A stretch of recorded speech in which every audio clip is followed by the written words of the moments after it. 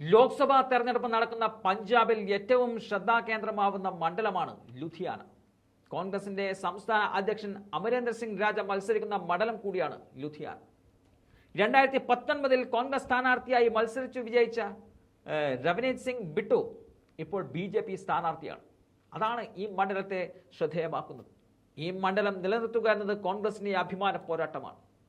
കോൺഗ്രസിന് ആത്മവിശ്വാസം വർദ്ധിക്കുന്ന കാര്യങ്ങളാണ് ഇപ്പോൾ ലുധിയാനയിൽ സംഭവിച്ചുകൊണ്ടിരിക്കുന്നത്. പഞ്ചാബിൽ ലോക് ഇൻസാഫ് പാർട്ടി സ്ഥാപക നേതാക്കളായ സിമർജിത് സിംഗ് ബൈൻസ്, ബൽവീന്ദർ സിംഗ് ബൈൻസ് എന്നിവർ കോൺഗ്രസിൽ ചേർന്നു എന്നുള്ള വലിയ വാർത്തയാണ് ഇപ്പോൾ ദേശീയ മാധ്യമങ്ങൾ പുറത്തുവിട്ടിരിക്കുന്നത്.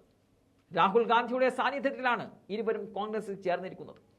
ലുധിയാന പാർലമെന്റ് മണ്ഡലത്തിന്റെ പരിധിയിൽ ഉൾപ്പെടുന്ന ലുധിയാന സൗത്ത്, ആദംനഗർ എന്നീ നിയമസഭാ മണ്ഡലങ്ങളിൽ നിന്നും 2 തവണ MLA-മാരായി വിജയിച്ച ബൈൻസ് സഹോദരങ്ങൾ ലുധിയാനയിലെ രാഷ്ട്രീയത്തിന്റെ ഗതി നിർണ്ണയിക്കുന്നതിൽ നിർണായക പങ്ക് വഹിക്കുന്ന നേതാക്കളാണ്. കഴിഞ്ഞ തവണത്തെ ലോക്സഭാ തെരഞ്ഞെടുപ്പിൽ ലോക് ഇൻസാഫ് പാർട്ടിയുടെ ലേബലിൽ മത്സരിച്ച് 3 ലക്ഷത്തിലധികം വോട്ട് പിടിച്ച് 2ാം സ്ഥാനത്തെത്തിയ പാരമ്പര്യവും സിമർജിത് സിംഗ് ബൈൻസിനുണ്ട്.